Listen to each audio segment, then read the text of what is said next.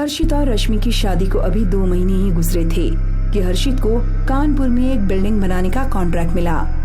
हर्षित एक इंजीनियर था और ये उसका पहला कॉन्ट्रैक्ट था। जब उसने रश्मि को ये बात बताई तो वो बहुत खुश हुई और कानपुर जाने की तैयारी में लग गई। अब हर्षित को ये देखना था कि उसको कानपुर में स्टे कहाँ पर करना है। हर्षित ऑनलाइन रूम सर्च कर ही रहा था कि रश्मि उसके पास आकर बैठती है। क्या कर रहे हो?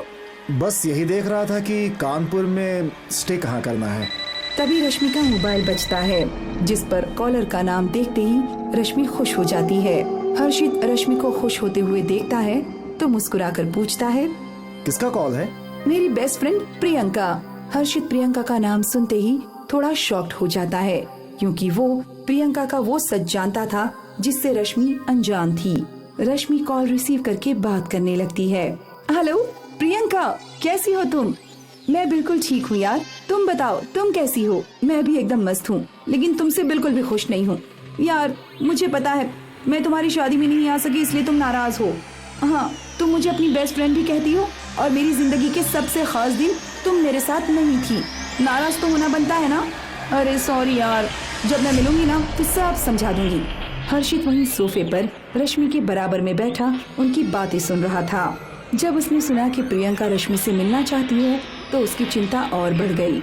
उसको लगा कि जरूर प्रियंका के शैतानी दिमाग में कुछ न कुछ चल रहा है। काफी देर तक दोनों बातें करती रहीं। फिर रश्मि ने उसको कानपुर के कॉन्ट्रैक्ट के बारे में बता दिया। अरे वाह, ये तो बहुत अच्छी खबर है, और इससे अच्छी बात ये है कि मैं भी अपने कानपुर के आउट हाउस में अपने फियांसे के साथ कुछ दिनों के लिए ठहरने जा रही हूँ। क्यों ना तुम लोग हमारे साथ हमारे आउट हाउस पर ही स्टे करो? सुनकर रश्मि खुश हो जाती है और हर्षित से बोलती है, ये लो, रहने का भी इंतजाम हो गया।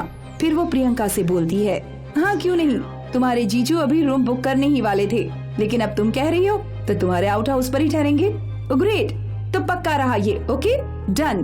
बात करके रश्मि ने कॉल कट कर दिया। हर्षित के मन में आता है कि रश्मि को प्रियंका से मिलने से मना करे, लेकिन फिर वो सोचता है कि हो सकता है प्रियंका अब बदल चुकी हो सकता है कि अब उससे रश्मि या उसको कोई खतरा ना हो। ये सोचकर वो चुप रहता है। आउट हाउस शहर से काफी दूर था, लेकिन बहुत ही शानदार था। उसके चारों तरफ खूबसूरत गार्डन था और उसके बाद घना जंगल था।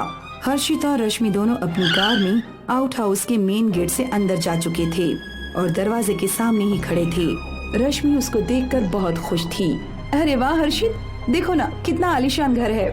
हाँ, वाकई में लाजवाब है। चलो अंदर चलते हैं। हर्षित डोरबेल बजाता है और प्रियंका आकर दरवाजा खोलती है। उसके साथ खड़ा उसका फियांसे रोहित भी रश्मि और हर्षित को मुस्कुराते हुए देख रहा होता है। आ गई मेरी बेस्टी। प्रियंका रश्मि को गले लगाती है और फिर हर्षित से बोलती है, कैसे हो हर्षित तुम? ठीक हो प्रियंका, काफी अच्छा आउट हाउस है तुम्हारा। Thank you. रास्ते में कोई परेशानी तो नहीं हुई ना? नहीं, कोई परेशानी नहीं हुई। चलो रश्मि, बैठकर गप्पे लड़ाते हैं। चारों साथ में अंदर जाते हैं और फिर हॉल में बैठकर बातें करने लगते हैं। प्रियंका काफी खुश लग रही थी। हर्षित उसके हाव भाव से ये अंदाजा लगा सकता था कि अब वो शायद बदल चुकी है और रश्मि को उससे कोई खतरा नहीं है। थोड़ी देर बाद बातें करने के बाद प्रियंका ने रश्मि से कहा, रश्मि अपना हाथ दिखाओ जरा। प्रियंका रश्मि की तरफ अपना हाथ बढ़ाती है। जब रश्मि भी अपना हाथ आगे बढ़ाती है तो प्रियंका उसके हाथ में एक ब्रेसलेट पहना देती है। जब वो उस ब्रेसलेट को रश्मि के हाथ में बांधती है तो मुंह ही मुंह में कुछ पढ़ती है, लेकिन बहुत ही धीमी आवाज में। रश्मि मुस्कुराती है। Wow, it's so beautiful. फिर प्रियंका ठीक वैसा ही ब्रेसलेट हर्षित के हाथ में भी बांधती है और इस बार भी वो कुछ पढ़ रही होती है। शायद ये कोई मंत्र होता है। ये ब्रेसलेट काले मोती और काले धागे का बना होता है, एकदम ब्लैक। वैसे प्रियंका, आज फ्रेंडशिप डे तो नहीं है, फिर भी तुमने हमें ये फ्रेंडशिप बैंड किस लिए बांधा है? अरे हम चारों यहाँ जितने भी दिन गुजारेंगे तो ये ब्रेसलेट हमें बाद में इन पलों की याद दिलाएगा, इसलिए मैंने ये तुमको पहनाया है। और देखो मेरे हाथों में भी है। कहते हुए उसने अपना हाथ दिखाया और रोहित के हाथों में भी ठीक वैसा ही ब्रेसलेट बंधा था। अब हर्षित ने सब कुछ इग्नोर किया कि अगर कुछ गड़बड़ होती तो वो खुद नहीं पहनती, सिर्फ इन दोनों को ही पहनाती। डिनर करने के बाद थोड़ी देर और बातें करके वो अपने कमरे में चले जाते हैं। उस टाइम लगभग 12:30 बजे थे। रश्मि बेड से उठी तो हर्षित ने पूछा, कहाँ जा रही हो? मुझे प्यास लगी है, आई नीड सम वाटर। ठीक है, आते टाइम थोड़ा मेरे लिए भी लेते आना। उठकर रश्मि किचन की तरफ चली गई। वो हल्की सी नींद में भी थी। उसने जैसे ही फ्रिज का दरवाजा खोला तो उसे फ्रिज के अंदर एक इंसानी कटा हुआ सिर नजर आया जो एक थाली में रखा था। उसकी आंखें खुली हुई थीं। ऐसा लग रहा था कि रश्मि को ही घूर रही हैं और गर्दन के चारों तरफ से खून टपक रहा था। ये देखकर रश्मि की आंखें फटी की फटी रह गईं। होंठ कांपने लगे और एक खौफनाक चीख उसके मुंह से निकली। हर्षित हड़बड़ाकर उठा और किचन की तरफ भागा। प्रियंका और रोहित भी वहां पहुंच चुके थे। रश्मि जमीन पर बैठी हुई डर से कांपते हुए फ्रिज की तरफ ही देख रही थी जो अब बंद हो चुका था।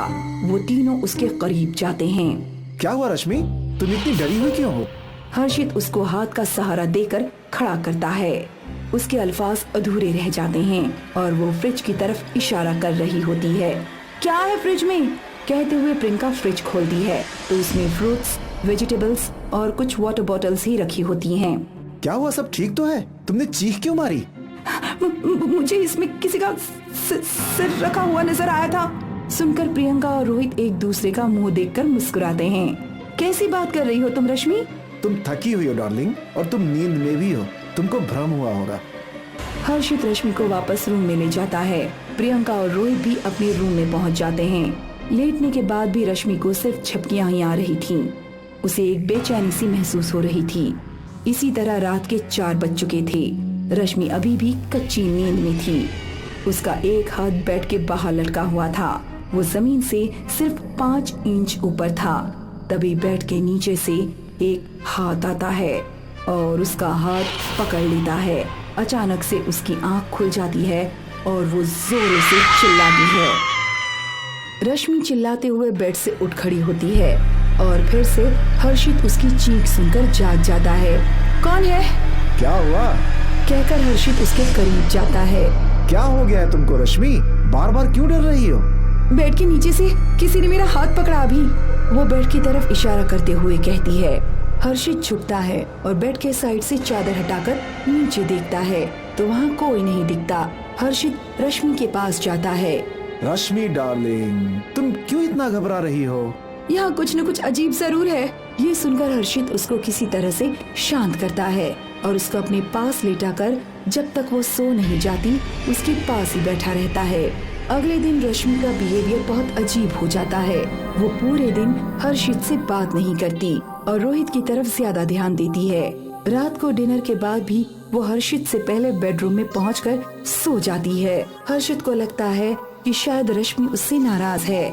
उससे बात करने के इरादे से हर्षित उसको हल्के से हिलाता है तो वो आंखें खोलकर गुस्से से उसको घूरती है। तुम्हें दिखाई नहीं देता कि मैं सो रही हूँ? मुझे जगाने की कोशिश भी मत करना। उसकी आवाज बहुत ही भारी और बदली हुई होती है। इतना कहकर वो फिर से सो जाती है। अब हर्षित को लगता है कि जरूर कोई गड़बड़ है। वो फैसला करता है कि अगली सुबह मंदिर में किसी बाबा या तांत्रिक से जाकर मिलेगा और उसकी आंख लग जाती है। कुछ घंटों बाद दरवाजा खुलने की आवाज सुनकर हर्षित फिर से जाग जाता है। वो देखता है कि सामने प्रियंका है और रश्मि कमरे में नहीं है।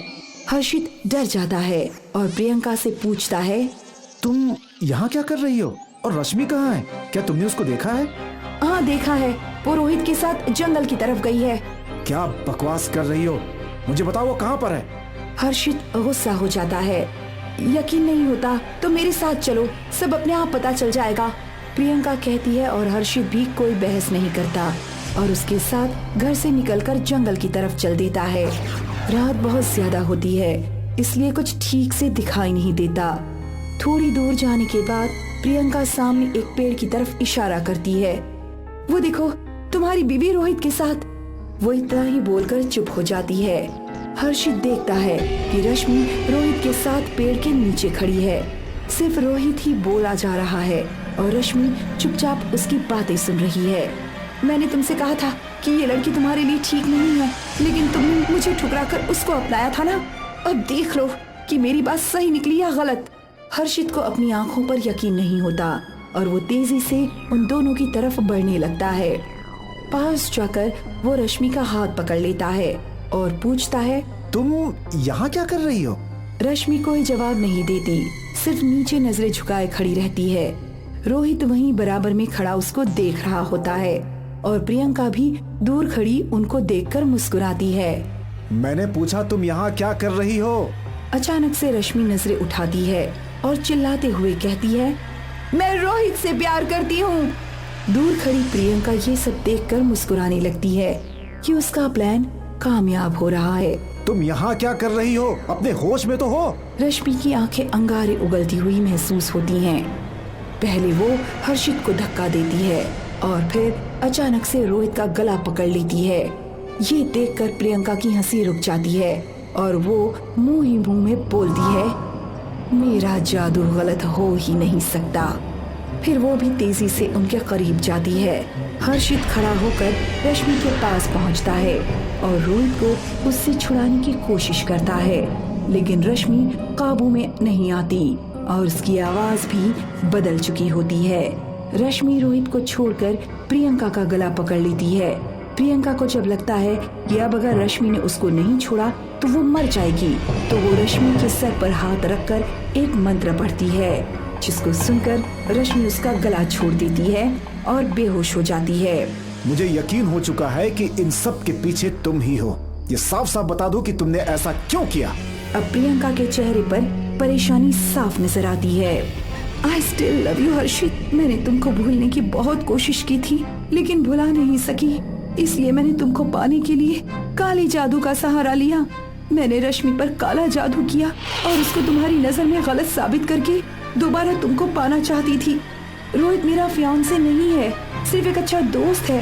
ये भी मेरा साथ दे रहा था, लेकिन मेरा जादू गलत हो गया और रश्मि ने इस पर हमला कर दिया। सुनकर रोहित चौंक पड़ता है और कहता है, जब तुमको जादू करना नहीं आता तो मुझे इसमें क्यों फंसाया? ये बताओ कि ये जादू अब खत्म कैसे होगा? जो धागा मैंने ब्रेसलेट के रूप में उसके हाथ पर बांधा है, इसको एक मंत्र पढ़ने के बाद आग में जलाना पड़ेगा। अचानक से रश्मि को फिर से होश आ जाता है और वो फिर से रोहित का गला पकड़कर उसको जमीन पर गिरा देती है। फिर जमीन पर बैठकर उसका गला दबाने लगती है। इस वक्त वो एक चुड़ैल के जैसा भयानक रूप ले लेती है। हर्षित उसके हाथ में बंधे धागे को पकड़ता है और खींचने लगता है। रश्मि चिल्लाती है और धागा एक झटके से टूटकर हर्षित के हाथ में आ जाता है। उसकी मोतियां जमीन पर बिखरी होती हैं। इतने में प्रियंका वहां पर पड़े सूखे पत्तों में लाइटर की मदद से आग लगा देती है। हर्षित, जल्दी से ये धागा मुझे दो, वरना इस बार भी ये किसी के काबू में नहीं आएगी। सुनकर हर्षित वो धागा प्रियंका को दे देता है। प्रियंका उस धागे को हाथ में पकड़कर कोई मंत्र पढ़ती है, लेकिन तभी रश्मि उसके गले पर दांत गाड़ देती है। दर्द से चिल्लाते हुए प्रियंका धागे को आग में फेंक देती है। उसके जादू का असर खत्म हो जाता है और रश्मि को होश आ जाता है। रोहित जमीन पर पड़ा दर्द से करहा रहा है।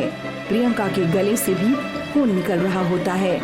वो रोहित को सहारा देकर खड़ा करती है और दोनों रश्मि और हर्षित की तरफ देखते हैं। तुमने हमारे साथ गलत करने की सोची थी, भगवान ने इसकी सजा तुम्हें दी है। काले जादू से कुछ भी हासिल करके वो खुशी कभी महसूस नहीं होती जो अपनी मेहनत से हासिल करने में होती है। कहकर हर्षित रश्मि से कहता है, चलो रश्मि। हर्षित और रश्मि वहाँ से चल देते हैं, लेकिन प्रियंका अब भी पीछे से चिल्लाकर ये कह रही थी, I still love you Harshit.